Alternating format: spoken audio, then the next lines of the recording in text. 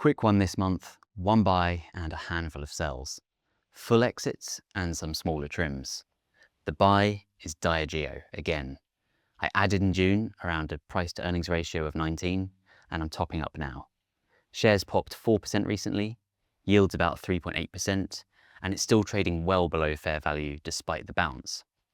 US weakness caused the derating, but premium spirits demand hasn't gone anywhere. Next, I've fully exited Lumen. 13 billion in AI connectivity deals does sound exciting, but the recurring revenue is small next to the shrinking legacy base, and the stock's already run hard, so I took the win. I'm also now out of Glencore. It's a good business, supportive commodities backdrop, but it had already re-rated, and I wanted the capital elsewhere.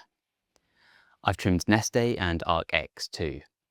Neste cut its own outlook after margin pressure, EBITDA down year on year.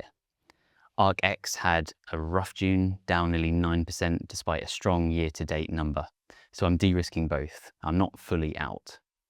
I also banked a small profit on part of my Nvidia stock. The core position stays. The AI data center story is intact, but banking a little bit after this year's run felt sensible. And then there's three that I'm still weighing up. Ericsson, after a rough Q2, revenue missed, shares fell over 13% on rising chip costs. And Amazon and Google, both up massively into cloud earnings. AWS growing fastest in 15 quarters. Google Cloud up 63%. Brilliant businesses, but profit taking is definitely something that I'm considering after moves like that. Now, one last thing, and I want to talk about crypto.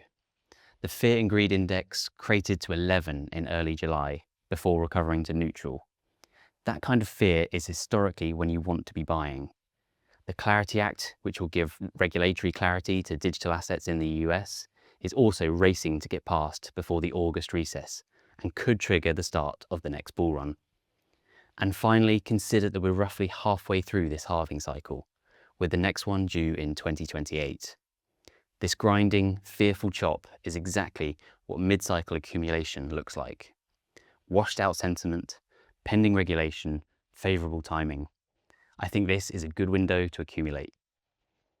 That's it for July. Follow me on eToro as EdWhite1, and I'll see you in August.